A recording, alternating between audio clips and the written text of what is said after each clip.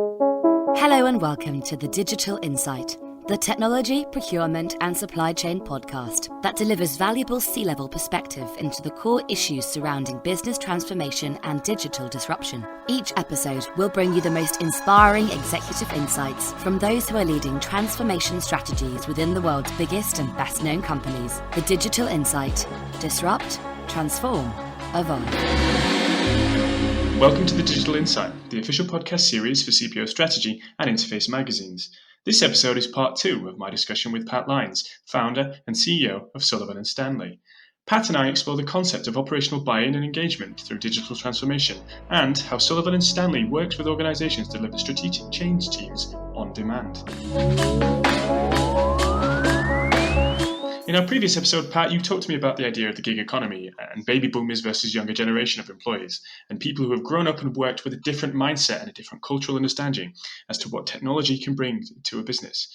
What kind of challenge does that bring? You know, you've talked about mentoring and coaching, and I guess you will come up against people who've worked in a certain way with a certain mindset that's proven successful. You're basically asking them to do something new, to embrace change and to get on board. How do you deal with that friction? There must be some reluctance from these people. Or, to look at it from a little differently, is it so black and white as to say it's in fact old versus new? Not at all. I mean, it's the hardest thing with change and transformation, trying to change the people.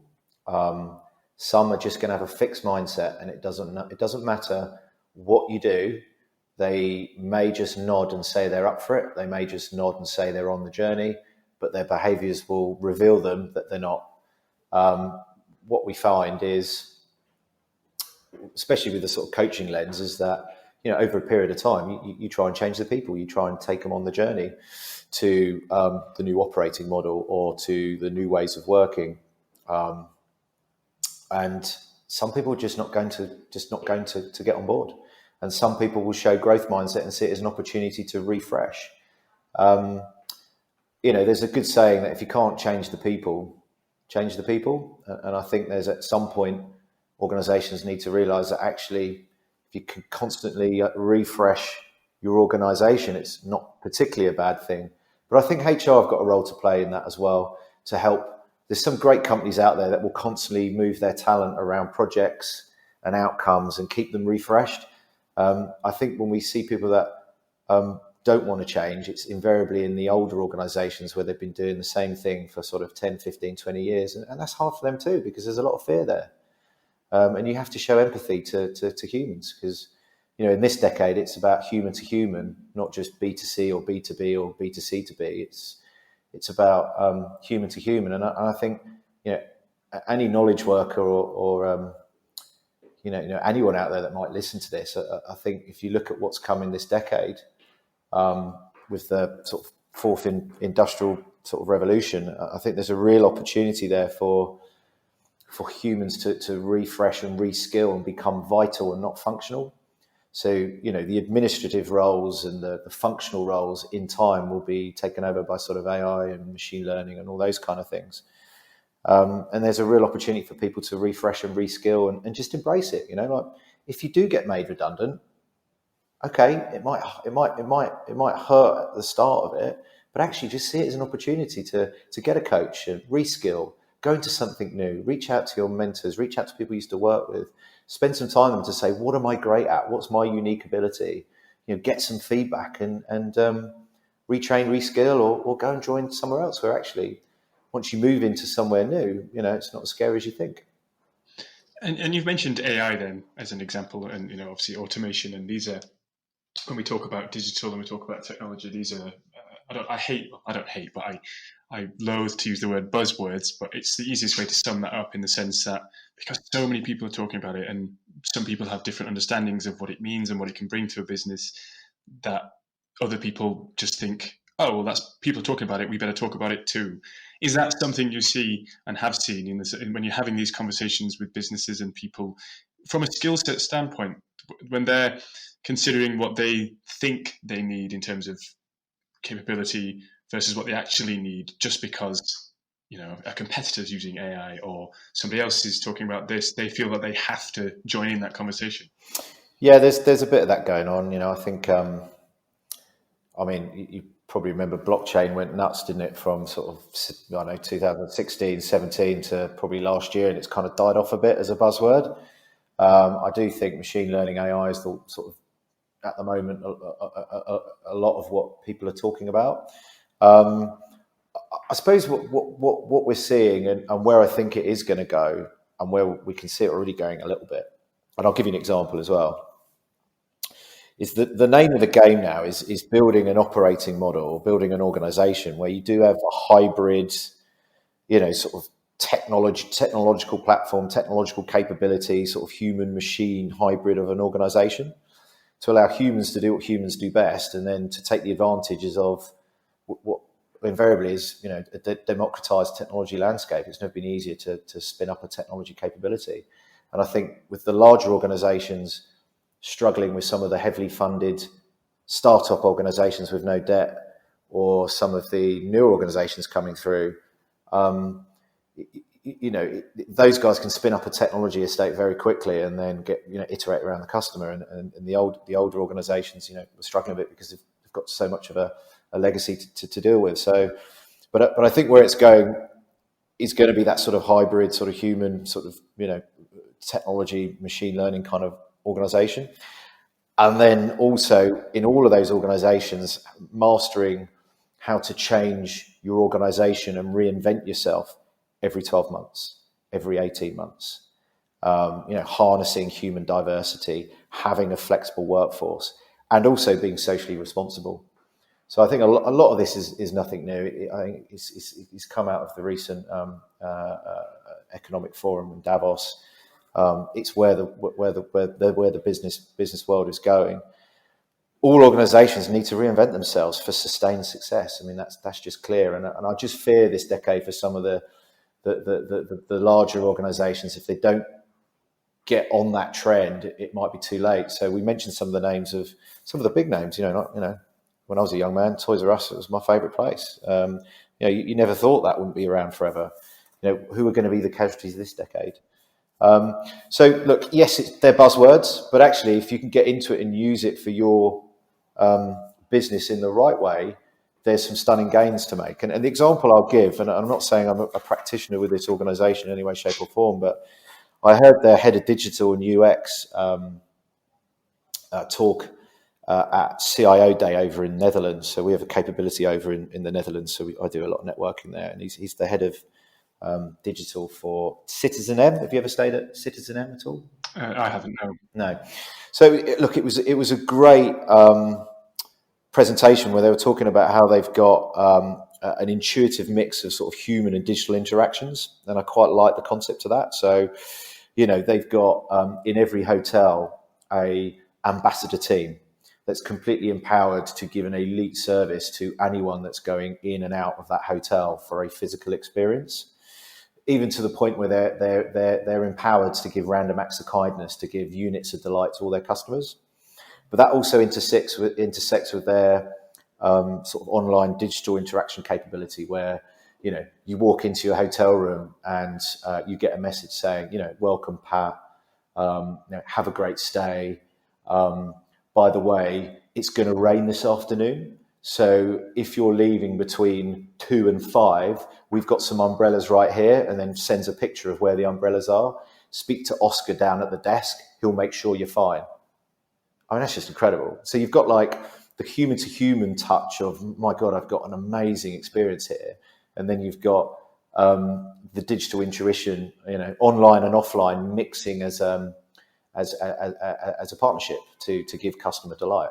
So I think, that is a B2C example, but there's variants of that I think will really start to come to the fore for businesses, and technology will allow that. And there is, there's rare skills in those space that are in demand. So, there's always going to be that digital skills gap. So looking at technology then, I'm going to ask, a bit of a broader question here then. With technology, and you've kind of already answered this in a way, but to look at it a little differently then, obviously, with the advances in technology, with digitization, such as AI, such as automation and machine learning, it presents and opens up, fantastic opportunities for value that companies, may have never even thought was there in yesteryear. But at the same time, that's obviously going to throw up a new type of pressure and a new type of challenge. What would you say are some of the challenges then that increased tech may bring? Really good question. So look, I think there's a piece there where you can't assume that digital is going to be the panacea for all your ills, that it's going to solve everything. There's going to be variances of using technology and digital that are going to give you some stunning gains, but not all businesses can be 100% digital or 100% tech focused. So I think there's a few things there is, what does digital actually mean for you in your business? And how are we going to harness it for the benefit of the business and our ecosystem? And I think a lot is just try and work on the language internally, just to make sure it doesn't drive ambiguity around the wider organization. And then it's just get aligned, there's opportunities to work with some fantastic people out there that can help you on your journey to decipher what's right for your business. And that's the reason that we set up, was to give that sort of flexible alternative to the usual big names that people feel, oh, we better go to those because they've got a big badge. And actually, we have that mentality of you never get fired for hiring IBM. But actually, some of those organizations aren't really digital, or they're not agile. They're still big, bloated, and have lots of legacy. Do you know what I mean? So it's kind of, maybe look for opportunities to, decipher what it means for you, and then try and build those skills internally. So, we're seeing the rise of change functions as permanent. Because if you're going to constantly change, a lot of your staff should be change ready. They should be change adept. They should be comfortable with going through different versions of iterating a business every 6 months, every year. Some people aren't cut out for that. Some people are. So I think there's embrace the skills you need for the future and start trying to build that incumbent capability as well. So a bit of I don't want to say a quick fire question, but we've sort of touched upon, and it's quite clear that there's a need, and there's never been a better time for a company like Sullivan Stanley to exist. But if I was to say to you, you've got to give me the quick sell. I've heard that you might be the kind of company I'm looking for. I'm thinking about transformation. Why should we come to you? What would you say? Yeah, really good question. Look, I think we come at it. So the embers of this business started because my bigger purpose to inspire the future of work for my two children. So Sullivan is 8 and Stanley is 6. So even sometimes when we have those days which don't go so well, we all have those. I don't need any more inspiration to sort of pick myself up. So this business comes from two things, really. I think the first is a mission to inspire the future of work. And we feel that could manifest itself in many ways. But it's helping organizations and it's trying to develop a better workplace. And we're trying to help organizations transform into that. I think, secondly, we come in it with the spirit of a good interim. So what I mean by that is I think interim experts and interim professionals are a really underrated route to capability and a really underrated route to solving problems. So interims you can trust, they're loyal, they're there to deliver the right solution for the company. They want to knowledge transfer, swap IP, and get you in a better state than you were before they entered. So there's the premise of you're only as good as your last gig, or you won't get hired again. Why people, should entertain having a conversation and using us is we have that same premise. We also have another premise that small teams of experts around an outcome or around a statement of work service is a much better way to get stunning gains in your organization rather than a big bloated team with leveraged teams agenda with a pyramid model that are there to try and keep you in the problem and continue to invoice you. So we've got some big businesses we've helped who have said we're the only consulting or service provider firm in transformation that's actually had an exit plan. We also love to cross-pollinate with the permanent members of staff, the people that are there living it, eating it. They're emotionally connected. It's their business. We're not there to threaten them or make them look inferior or show them up. We're actually generally there in the spirit of an interim to work alongside them to help them co-advise, co-strategize, co-deliver, execute, and leave. So they're the kind of things that we do, which is fundamentally trying to retire the word transformation and help organizations have the capability to constantly reinvent themselves for this hyper competitive, disruptive market. We're quite low ego. We're good people to work with. We've got a brilliant network, and we love it. Which really helps. That sort of incumbent vision to everyone's joined here because they want to do good things. They want to work with great clients. They want to have some sort of legacy, but it's also to inspire that future work and be a part of that future of work. The other final thing is what we do. Sorry, what we preach, we actually do ourselves. So we execute every 90 days. We visualize our work. We have coaches in the organization. We're constantly reinventing ourselves every 6 months. We're inherently agile. I know there's a love-hate relationship with that word, but we deliver quickly and we cross-functional team, and we're only ever 2 weeks away from a mistake because of the retros that we do. So, and we've got some of the best sort of program and transformation experts globally that are now permanent with us. So the sum of all parts does make us an attractive proposition because it's not all about landing a big piece of work and then trying to invoice for 3 to 4 years, because that's the way our model is. It's not how we've set up. Final question then, and the answer can't just be, well, get in touch with Sullivan Stanley. But if you, obviously, over the course of your entire career, you've had a number of conversations with many different people in different situations regarding what we've discussed already: transformation, talent, skills, capabilities. If there was one piece of advice you could give, just one thing that, while it doesn't guarantee success, but at least it's something that you think would at least help them sort of make sure that they make the right decisions, what would it be? And what would you say to somebody? That's a really good question. I think get an outside perspective. Just get out there and get an outside perspective. So I think you've got to get the board and you've got to get leadership teams and a subsection of the business to go and experience what we call it.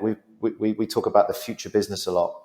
Go to a business that is digitally native, that has a mixture of human and digital interactions, is delivering from a sort of a fast-paced flow perspective.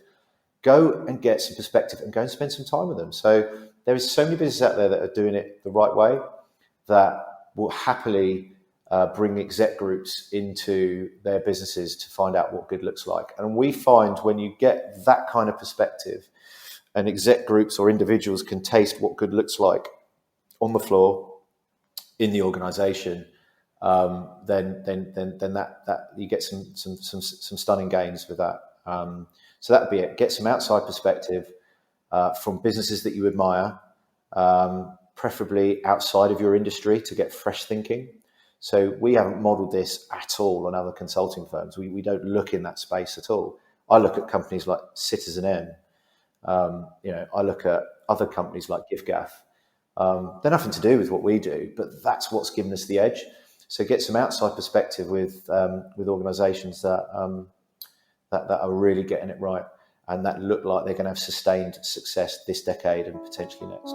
Thank you for listening to the Digital Insight Podcast in association with theinterface.net and cpostrategy.com. The Digital Insight is brought to you by B2E Media Limited. We hope you enjoyed this episode. Please remember to subscribe, rate and review. And don't forget to check out our podcast archive at www.b2e-media.com/The Digital Insight.